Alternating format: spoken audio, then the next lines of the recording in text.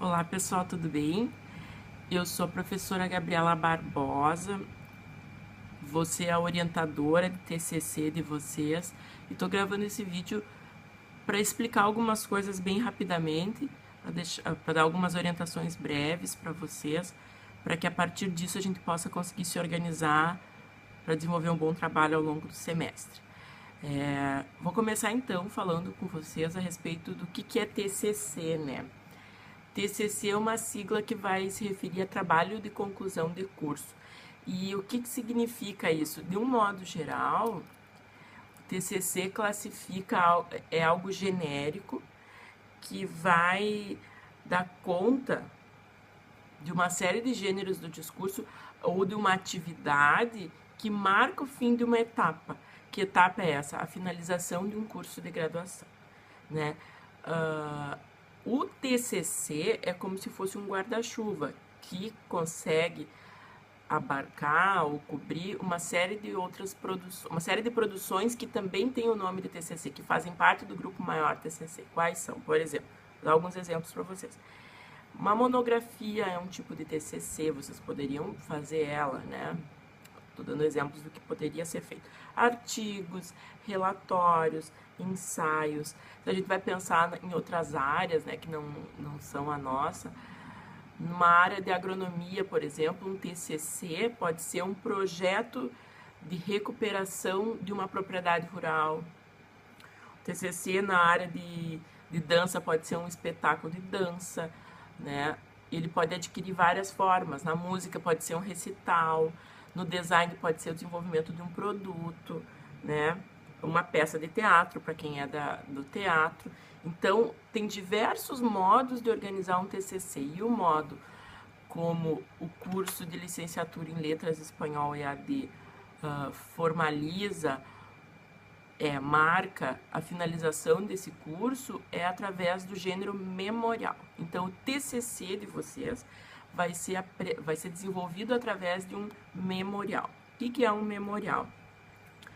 O memorial nada mais é do que uma contação de histórias, digamos assim. É uma narração, uma narrativa de uma parte da trajetória da vida de vocês, que é a trajetória acadêmica, né? A trajetória ligada à escolarização, né? Ao ensino superior, né? Não vai contar dentro desse memorial exatamente que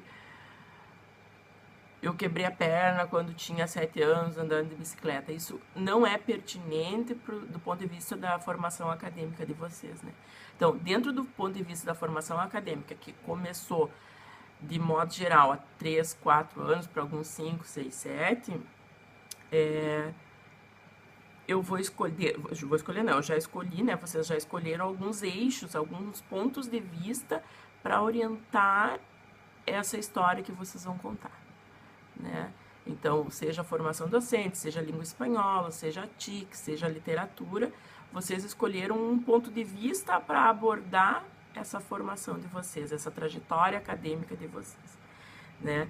Aí vocês podem estar se perguntando, mas professora, o relatório de estágio também é uma contação de histórias, também é uma narração em relação a uma parte da minha trajetória acadêmica. Então, qual é a diferença do relatório de estágio, que é algo que vocês produzem pelo menos 2 vezes, né, ao longo do curso, e do memorial de formação acadêmica? A diferença está no foco e na extensão do trabalho. Veja, o foco diz respeito ao enfoque, para onde é que eu vou olhar dentro de cada trabalho. No trabalho de relatório de estágio, eu vou contar a história de uma prática específica, que foi uma prática específica relativa a um período X de tempo, um período curto, que diz respeito a, que sei eu, 6 horas de sala de aula, 8 horas de sala de aula, 10 horas de sala de aula, como professor regente de uma turma na disciplina de língua espanhola, né? Então, esse é o foco. No memorial, o foco é outro. É um texto que vai tentar abranger um pouco mais do que o meu estágio. Vai abranger desde o meu início da minha formação acadêmica até esse momento em que eu estou finalizando, né? Em relação à extensão, extensão significa o tamanho desse trabalho. O memorial não vai ter mais de 12 páginas, talvez, em algum momento, talvez algumas pessoas escrevam um pouco mais, aí fica em 15 e tal.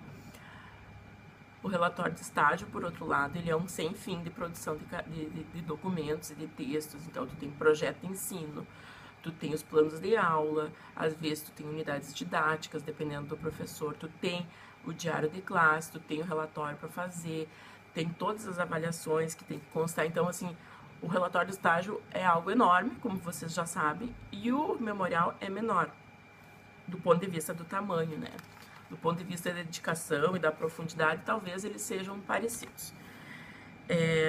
Bem, após ter definido isso, eu quero falar brevemente sobre algumas coisas. A respeito das nossas orientações. Acho que é um pouco parecido com TCC, com estágio, porque a gente vai ter algumas orientações.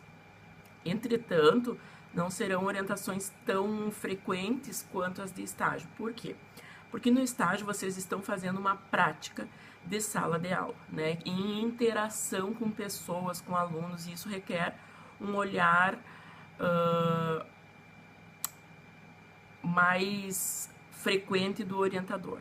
Na produção do memorial de vocês, a escrita acadêmica, ela é, por definição, um trabalho solitário, né? Então, vocês vão ter que, ele é um processo solitário, vocês vão ter que botar a bunda na cadeira e sentar e pensar, e ler, e reescrever, e ler de novo, né? Então, nós não vamos ter orientações semanais. Dentro do cronograma que eu tô mandando para vocês, quando vocês receberem o link desse vídeo, vai ao mesmo tempo o cronograma de datas e orientações. Vocês vão ver que vai ter 1, 2 orientações mensais, após o envio de alguns documentos para que eu possa ler e comentar isso, né? Porque eu não vou comentar a vida de vocês, eu vou comentar a produção escrita. A orientação é para a gente pensar a respeito da produção escrita de vocês, tá? Então, em função disso, as nossas orientações não serão semanais. Isso é prática corrente na disciplina de TCC, né? Eu gostaria, em relação a esse documento que está indo para vocês, eu quero pedir encarecidamente que vocês leiam com toda a atenção possível. Ele é um documento importante, de extrema importância. Ele é o documento que vai nortear o nosso semestre. Ele está todo organizado, ele tem um cronograma que é para vocês se organizarem, porque vocês têm estágio, vocês estão com espanhol 8, alguns que repetiram estão com espanhol 7, vocês estão com uma sobrecarga de trabalho.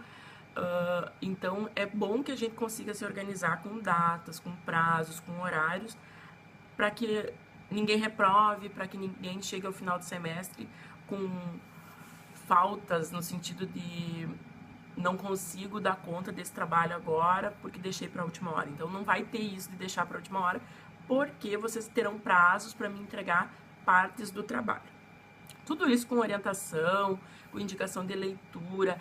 Eu crio sempre uma pasta no Google Drive com livros para que vocês possam utilizar de referências bibliográficas, com sugestões de leitura, né? Tem alguns documentos que eu mando de quais verbos é interessante de usar para construir meu trabalho, como é que é a construção de uma introdução, do desenvolvimento, uma conclusão. Mando modelos de materiais também, né? Modelos não, exemplos de trabalhos já feitos e já aprovados, né? Então, assim, reforço, leiam com muita atenção o documento das questões norteadoras e do cronograma, porque dentro do cronograma estão os horários disponíveis para orientação. Vocês têm que me responder um e-mail dizendo: professora, eu gostaria de tal horário, professora, eu gostaria de tal horário, né? Então, se vocês me perguntarem a respeito disso sem ter lido, a gente começa a ter problemas, né? Porque é o princípio básico para a gente conseguir se entender bem, é que vocês leiam aquilo que eu estou mandando, né, com atenção, e leiam até o final.